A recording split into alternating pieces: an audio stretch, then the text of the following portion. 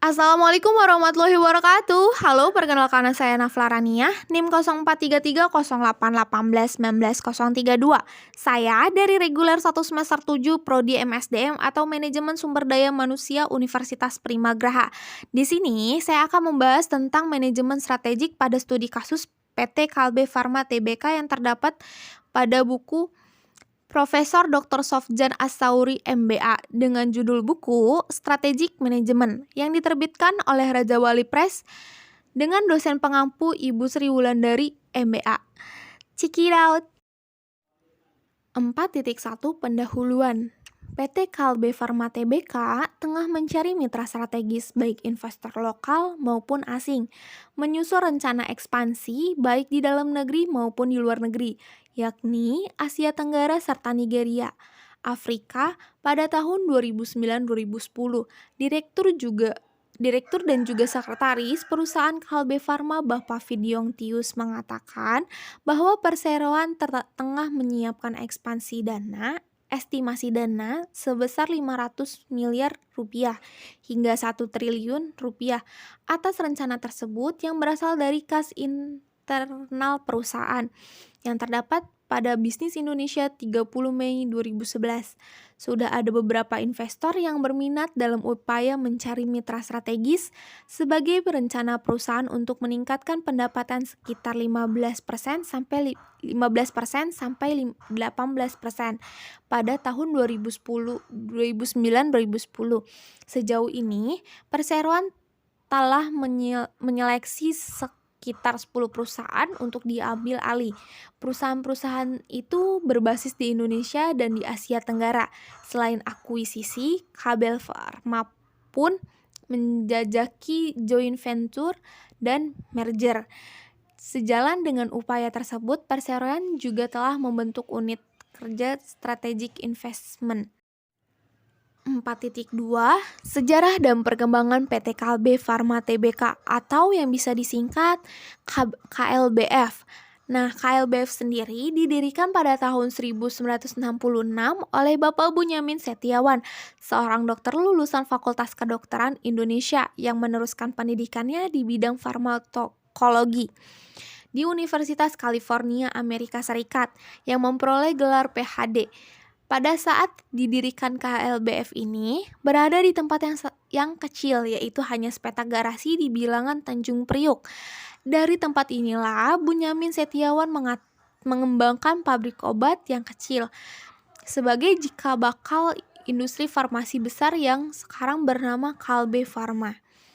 Faktor lain yang penting bagi keberhasilan dan kemajuan perusahaan KLBF menurut Bunyamin adalah perusahaan harus dijalankan oleh tenaga profesional yang handal.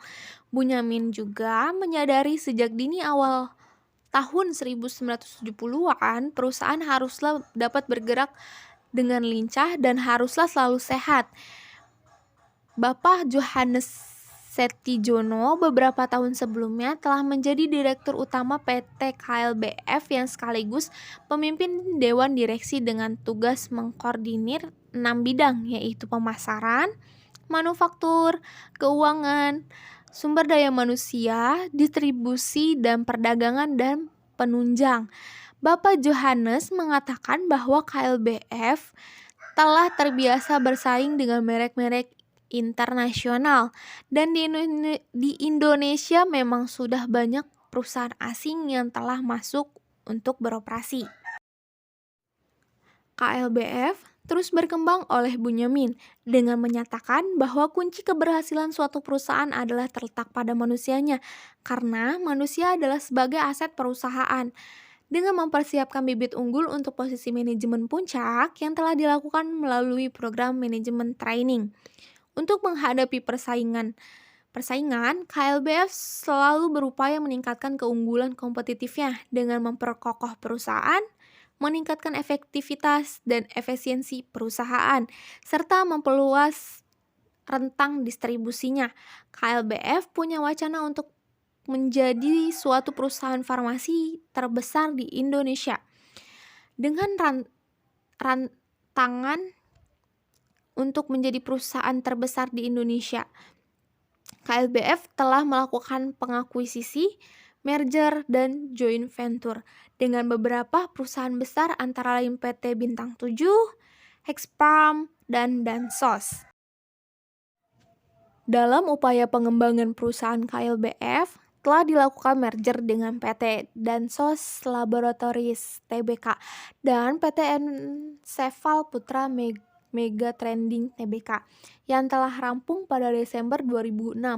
Merger dengan PT Encephal yang bergerak pada bidang distribusi produk farmasi untuk memperkokoh dan memperkuat rentang distribusi serta memperluasnya.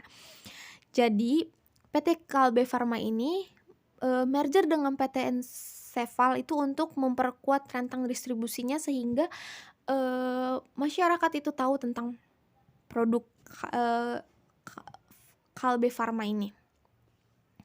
Lalu, dalam upaya untuk memperbesar dan memperkuat pertumbuhan dan kinerja perusahaan, KLBF membangun satu pabrik susu bayi di daerah Bukit Indah Purwakarta dengan pola joint venture dengan perusahaan Morinaga dari Jepang. Selanjutnya, perkembangan terakhir pada PT Kalbe Farma Tbk. Nah, PT Kalbe Farma Tbk pun mempunyai visi dan misi seperti perusahaan lain dan juga moto, yaitu visinya sebagai perusahaan produk kesehatan Indonesia terbaik yang didukung oleh inovasi, merek yang kuat, dan manajemen yang prima. Misinya meningkatkan kesehatan untuk kehidupan yang lebih baik. Motonya, The Scientific Pursuit of Health for a Better Life. Selanjutnya, keadaan industri dan persaingan produk farmasi. Pertumbuhan jumlah penduduk yang semakin tinggi dan besarnya penduduk Indonesia akan mendorong tingginya permintaan atau kebutuhan akan obat di Indonesia. Hal ini menggambarkan masih tingginya peluang investasi di bidang industri farmasi. Walaupun terdapat peluang investasi industri farmasi, tetapi terdapat kendala bagi industri farmasi lokal, seperti tidak terdapatnya insentif, kesulitan mendapatkan bahan baku obat, sehingga bila bahan baku obat dapat diproduksi di dalam negeri, tentunya hal ini memungkinkan harga obat jauh lebih rendah. Walaupun terdapat kendala, tapi diperkirakan penjualan obat resep ataupun etikal pada tahun 2011 tumbuh 12% menjadi 24,5 triliun rupiah dibandingkan pada tahun 2010. Seiring dengan kenaikan permintaan domestik, permintaan pertumbuhan obat resep lebih tinggi dibandingkan obat bebas atau over the counter atau OTC yang diprediksi tumbuh 5,7% menjadi 16,72 triliun rupiah.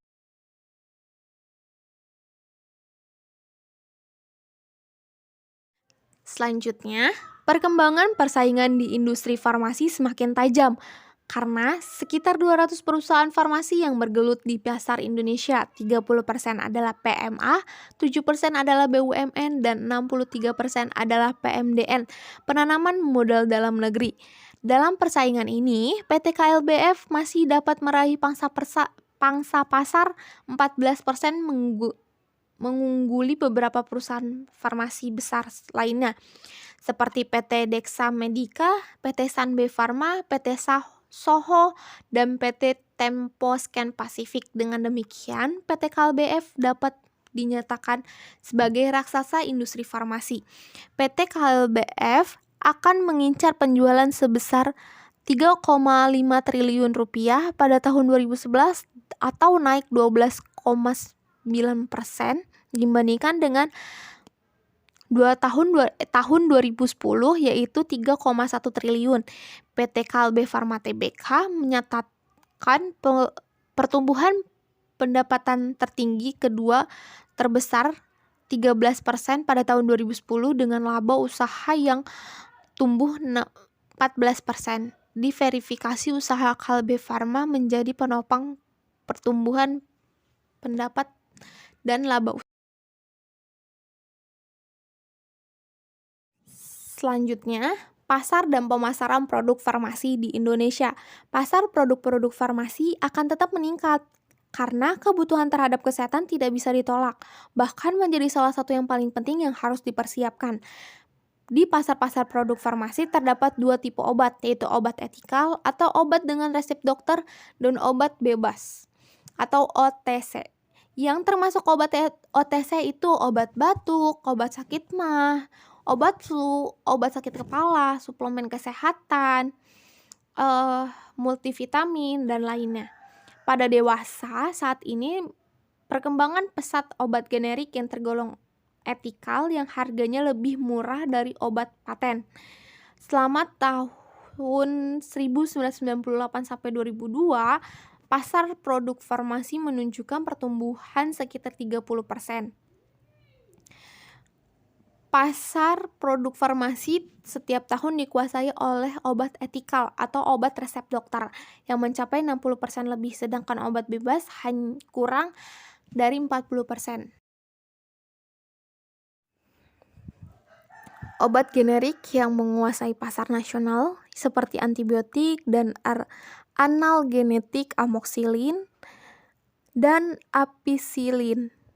Sedangkan selebihnya ciprofloxacin, cefotaxime, ceftriaxone, ranitidin, ketoconazole, metronidazole, dexamethasone, alprazolam, dan pantoprazol.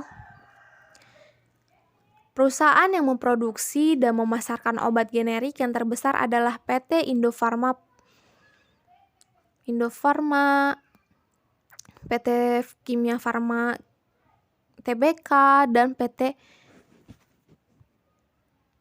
Papros. Selanjutnya, kebijakan strategik PT Kalbe Farma Tbk. Nah, terus proses pengelolaan rantai pasokan pada grup Kalbe berupaya memperbaiki pengelolaan rantai pasokan. Yang pertama ada pemasok bahan baku dan kemasan, sentralisasi pembelian, proses produksi dan integritas dan pengendalian persediaan, perencanaan yang strategis dan pengendalian persediaan, distribusi dan pergudangan, dan konsumen. Selanjutnya, PT KLBF menggarap pasar luar negeri dengan memasukkan Thailand selain Vietnam sebagai alternatif lain dalam pembentukan perusahaan patungan atau joint venture pada tahun 2011 ini. Corporate Secretary KLBF, Fit Jong Tius, mengatakan bahwa saat ini perseroan masih terus melakukan pembahasan untuk pembentukan joint venture di Vietnam. Namun saat ini juga perseroan mulai membuka peluang baru untuk membentuk joint venture di Thailand. Dia mengatakan telah menyiapkan dana sebesar 500 miliar rupiah hingga 1 triliun rupiah untuk investasi pada pembentukan joint venture tersebut. Di negara itu, perseroan akan memasarkan obat bebas maupun obat resep.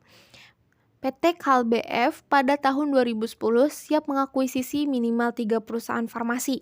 Perseroan telah menganggarkan dana 1,22 triliun rupiah untuk membiayai aksi korporasi ini. Direktur PT KLBF, Fit Jong Tius, mengatakan bahwa target akuisisi pada tahun 2010 dengan rincian 2 perusahaan farmasi lokal dan 1 perusahaan farmasi asing. Dengan akuisisi ini, PT KLBF menguasai pangsa pasar obat resep sebesar 13% dan obat dan produk kesehatan sebesar 15%. Perusahaan ini juga menguasai 34% pangsa pasar minimum energi dan 8% pangsa pasar nutrisi yang terdapat pada Indo Komersial nomor 441 16 November 2009. Selanjutnya, PT KLBF, suatu perusahaan farmasi swasta, saat ini mulai membangun pabrik obat kanker pertama seluas 3.800 meter persegi di kawasan industri Pulau Gadung, Jakarta. Kami menargetkan pabrik akan dapat beroperasi serta memenuhi kebutuhan masyarakat pada tahun 2013. Kalbe disibukkan dengan pembangunan 2 pabrik baru di Cikarang dan Bekasi.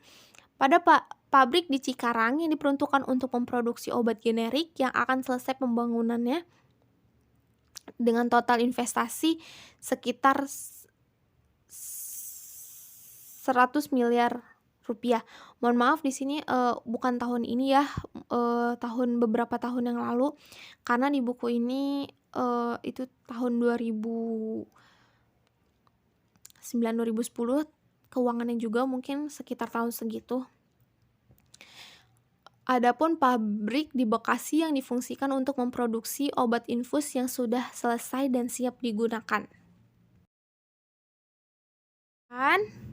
Nah, di sini ada laporan keuangan tahun 2010 yang bisa kalian amati, bisa kalian pelajari, dan juga di sini saya juga ada laporan keuangan tahun 2021 dan laporan keuangan tahun 2019 dan tahun 2010. Bisa kalian amati dan perbedaannya di mana, dan